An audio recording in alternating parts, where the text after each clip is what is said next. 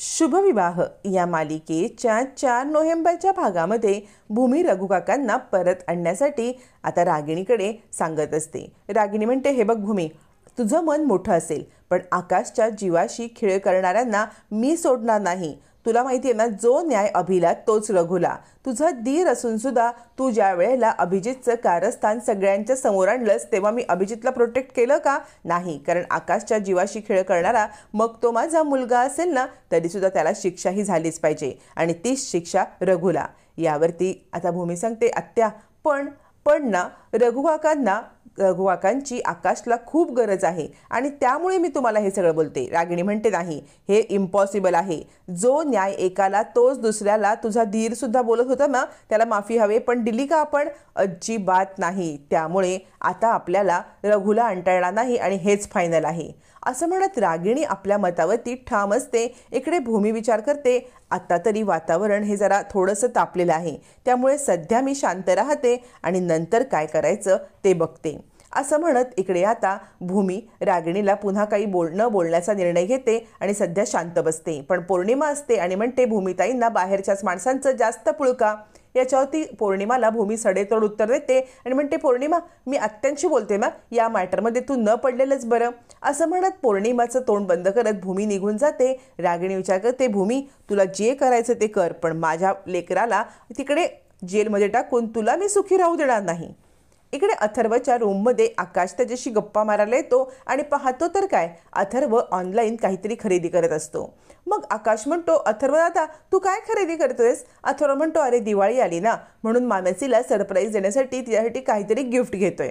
यावरती आकाश म्हणतो, अच्छा, म्हणजे दिवाळीला नवरा बायकोला काहीतरी गिफ्ट घेतो का?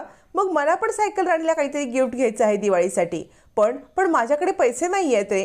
अथर्व म्हणतो, अरे तू महाजन इंडस्ट्रीजचा मालक आहेस, मालक, तुझ्याकडे पैसे नाहीत कसं म्हणतोयस? आणि आता उद्यापासून तू ऑफिसला जाणार आहेस की नाही? मग ऑफिसला जात असताना तुला सॅलरी मिळणार, मग तू परत पैसे देऊन टाक। यावरती आकाश म्हणतो, ठीक आहे, मग तू सायकल राणीसाठी एक सुंदर साडी ऑर्डर कर।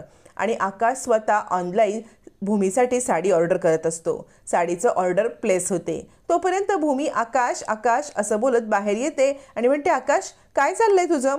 आकाश म्हणतो, सायकल राणी, काही नाही, अगं आम्ही ना असंच बोलत होतो। याच्या भूमी म्हणते, बघू बघू काय करता लॅपटॉपवरती? आकाश म्हणतो, काही नाही, चल तू इथून। अथर्व म्हणतो, वहिनी ते? आकाश त्याला म्हणतो, काही नाही, चल इकडून। यावरती रागिणी आता बाहेर असते तेव्हा भूमी सांगत असते, आकाश, तू माझ्यापासून काहीतरी लपवतोयस का? सांग बरं, तू काहीतरी लपवतोयस? आकाश म्हणतो, नाही सायकल राणी, काही नाही। याच्यावरती भूमी म्हणते, मला लॅपटॉप बघू बरं। आकाश म्हणतो, अजिबात नाही, चल बरं, आपल्याला ऑफिसला जायचं आहे ना, मी अजून ऑफिसचे कपडे पण नाही घातलेत बघ, चल आपण पटकन ऑफिसला जायला तयार होऊया असं म्हणत तो भूमीला रूमच्या बाहेर काढतो आणि पुन्हा येऊन अथर्वला म्हणतो, अथर्व दादा, हे माझं सरप्राईज आहे, त्यामुळे सायकल राणीला तू काही सांगणार नाहीस? अथर्व म्हणतो, ठीक आहे, मी काहीही सांगणार नाही असं म्हणत अथर्व आता काहीही न सांगण्याचा निर्णय घेतो। तोपर्यंत रघुकाका बाहेर वाट पाहत असतात आणि विचार करतात, इतक्या घाईघाईत मला रागिणीबाई साहेबांनी बाहेर काढलं की मृत्यूपत्राच्या कागदांची जी माझ्याकडे पेपर आहे ते पण घेण्याचं राहिलं। ते काही नाही, मला माझ्या रूममध्ये जाऊन पेपर घेऊन ते भूमी मालकीणबाईंसोबत दाखवायला पाहिजेत, तरच सत्याचा उलगडा होईल। मला घराबाहेर काढले, मग आकाश बाबांसोबत काय करतील माहिती नाही आहे आणि ह्या मृत्यूपत्राचं सत्य हे मालकीणबाईंना कळलंच पाहिजे। पण आत कसं जाऊ? माझ्या रूममध्ये असते ते पेपर कसे आणू? आता रघुच्या रूममध्ये प्रॉपर्टीच्या पेपरची एक कॉपी का असते हे मात्र गूढ आपल्याला अजून उलगडलेलं नसतं। तोपर्यंत भूमी आकाशला घेऊन आता ऑफिसला निघालेली असते। आकाशला छानपैकी तयार करते आणि आता देवाचे नमस्कार करून आजी त्यांना दही साखर देते आणि रागिणी मागो उभी असते। त्यावेळेला भूमी म्हणते, आत्या कुठे आहेत? रागिणी म्हणते, का गं भूमी, माझी का आठवण काढलीस? यावरती भूमी सांगते, आज मी आकाशला घेऊन ऑफिसला जाते, पण माझा हा शेवटचा पहिला आणि शेवटचा दिवस, कारण मी फक्त आज आकाशला ऑफिसला घेऊन जाणार। रागिणी म्हणते, का गं, काय कशावरती? मग एरवी तू येणार नाहीस? भूमी म्हणते, नाही आत्या, कारण आकाशला मेंटली बरं करण्याची जबाबदारी मी घेते, पण त्याला ऑफिसमध्ये स्वतःच्या पायावरती सक्षमपणे उभं राहण्याची जबाबदारी तुम्ही घ्या। यावरती आजी म्हणते, खरंच रागिणी, खूप चांगली आयडिया आहे। यावरती भूमी म्हणते, हो आत्या, कारण मला विश्वास आहे की तुम्हीच सगळं हे व्यवस्थित करू शकाल। मग रागिणी नाटक करतं म्हणते, पण भूमी बघितलंस ना माझी कशी चॉईस चुकली, म्हणजे मी रघुला इतक्या विश्वासाने ठेवलं पण त्याने काय केलं बघतेस ना, मला खरंच वाईट वाटते, कारण मी रघुवरती ट्रस्ट ठेवला। यावरती भूमी म्हणते आत्या अहो तुम्ही रघुवरती ट्रस्ट ठेवला तरी माझा तुमच्यावरती खूप ट्रस्ट आहे. तुम्ही कितीही म्हटलात ना तरी सुद्धा मी तुमच्यावरती ट्रस्ट करते आत्या. तुम्ही काळजी करू नका. तुम्ही एका आईप्रमाणे माझ्या आकाशला सांभाळता आणि आईवरती संशय घेण्याचा प्रश्नच नाही येत आत्या. आत्या तुम्ही खरंच आकाशसाठी जे करताना ते मी पाहिलेलं आहे. याच्यावरती भूमीला आता हे सगळं बोलल्यावरती रागिणी नाटक करायला लागते. रागिणी म्हणते भूमी खरंच ग खरंच तू माझ्यावरती इतका विश्वास ठेवतेस, मला इतका आनंद झालाय म्हणून सांगू. म्हणजे ना आपल्यावरती असा ठेवलेला विश्वास मी नक्कीच सार्थकी लावेन. तू काळजी करू नकोस. आकाशला मी हेल्प करेन. तोपर्यंत रघुकाका आता गेटच्या आत येत असताना वॉचमन त्यांना अडवतो आणि म्हणतो रागिणीबाई साहेबांनी सांगितले की तुला आत घ्यायचं नाही. यावरती रघु म्हणतोय बघ मी आत येत नाहीये पण ना मला पटकन घराबाहेर काढलं त्यामुळे माझ्या रूममधल्या माझ्या वस्तू मला काही घेताच नाही आल्या रे. पटकन जातो 2 मिनिटात वस्तू घेतो आणि निघतो. यावरती वॉचमन म्हणतो रघु काका म्हणजे तुम्हाला पाठवलं असतं पण माझ्या नोकरीचा प्रश्न आहे की नाही. रागिणीबाई साहेबांनी खडसावून सांगितलेलं आहे की असं काही करायचं नाहीये त्यामुळे मी तुला नाही आत पाठवू शकत रघु काका. तू जा बरं. वॉचमन आता रघु काकांना हटकतो आणि रूममध्ये जाण्यासाठी नकार देतो. रघु काका बिचारे रिक्वेस्ट करतात पण वॉचमन काही ऐकत नाही. मग रघु काका विचार करतात सरळ मार्गे मला आत प्रवेश मिळणार नसेल तर मला लपून छपून चोरून आत जायला पाहिजे कारण ते ॲग्रीमेंट मृत्यूपत्राचं हे मला समोर घ्यायलाच पाहिजे. काहीही करून मला मृत्यूपत्र बघायलाच पाहिजे. असा विचार करत रघु काका बिचारे आता भूमी बाहेर येण्याची वाट पाहत असतात. भूमीला भेटण्याचा विचार करतात. रागिणी म्हणते भूमी तू हा जो माझ्यावरती विश्वास दाखवलायस ना तो विश्वास मी सार्थकी लावणार. बघ काही दिवसामध्ये तुला आकाशमध्ये इतका बदल दिसेल ना तो ऑफिसची सगळी कामं शिकेल. आकाश आवडेल ना तुला आत्तूसोबत कामं शिकायला.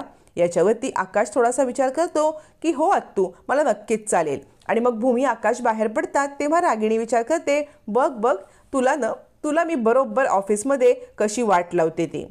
इकडे आता रघु काका विचार करतात ही काय गाडी तर आलीच आहे. मला पटकन जाऊन बाईसाहेबांना भेटायला पाहिजे आणि धावत पळत कारच्या दिशेने रघु काका यायला निघतात जेणेकरून मृत्यूपत्राचं सत्य सगळं ते भूमीला सांगू शकतील. रघु काका धावत असतात भूमीच्या गाडीपर्यंत पोहोचणार तितक्याच समोरून एक रिक्षा येते आणि रघु काकांना अडकल्यासारखं होतं. तोपर्यंत भूमीची गाडी निघून जाते आणि रघु काकांचं त्यांचं भेटणं राहून जातं. रघु काका आता विचार करतात कसं बरं भेटू मी काय करता येईल म्हणजे मला बाईसाहेबांना भेटता येईल. पण तोपर्यंत भूमीची कार बाहेर पडलेली असते. आता रघु काकांना टेन्शनच येतं. तोपर्यंत भूमी आता ऑफिसला पोहोचते. ऑफिसला पोहोचल्यावरती ती आता शैलेश वर्तक डॉक्टरांना कॉल करते आणि म्हणते डॉक्टर मला आकाशसाठी तुमची अपॉइंटमेंट पाहिजे आहे. डॉक्टरांची अपॉइंटमेंट घेऊन ती आता आकाशच्या जवळ येते. आकाश म्हणतो हे बघ सायकल राणी मी आजपासून इथेच बसणार आणि राजा काका मला सगळं शिकवणार आहेत. राजा काका मला ऑफिसचं काम शिकवणार. भूमी म्हणते हो आकाश ऑफिसचं काम झालं की आपण डॉक्टरांकडे जायचं आहे. इकडे भूमी आता ऑफिसमध्ये खुश असते तर रागिणीचा आनंद घरात बसूनच वाढलेला असतो. पौर्णिमा म्हणते काय हो आई आज इतक्या आनंदी कशा काय तुम्ही. यावरती रागिणी म्हणते कारण माझ्या हाती खूप मोठं घबाड लागले. त्या मूर्ख भूमीने माझ्या हातामध्ये आकाशला सोपवले. 8 तास माझ्या आकाश हातात असणार आहे. याच्यावरती पौर्णिमा म्हणते हो पण घरी तर आकाश सोबत ती असणार आहे ना.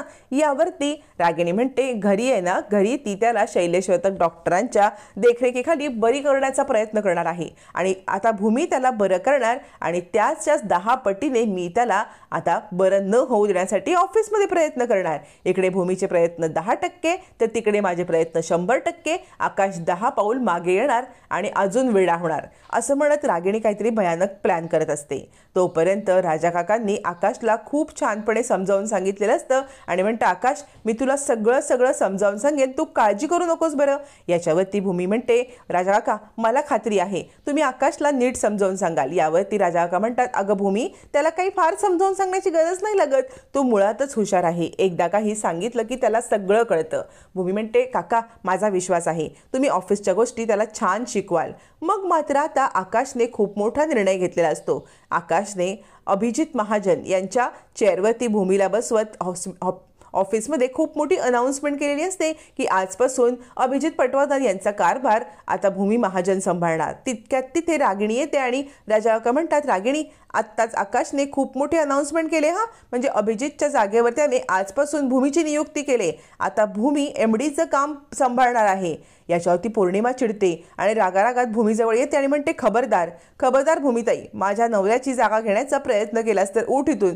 माझ्या नवऱ्याच्या जागेवरती मी कुणालाही बसू देणार नाही. असं म्हणत ती आता इकडे भूमीला खूप काही सुनावते. पण भूमी मात्र ठामपणे खुर्चीत असते, कारण आकाश महाजन आकाश महाजन इंडस्ट्रीच्या मालकांची ती बायको म्हणजे प्रॉपर्टीची मालकीण हे तिला माहीत असतं. पण प्रॉपर्टीची पूर्ण मालकीण आहे आणि मृत्यूपत्रामध्ये काय आहे हे आता रघुवा का भूमीच्या समोर आणणार आणि खूप मोठा गौप्यस्फोट करणार.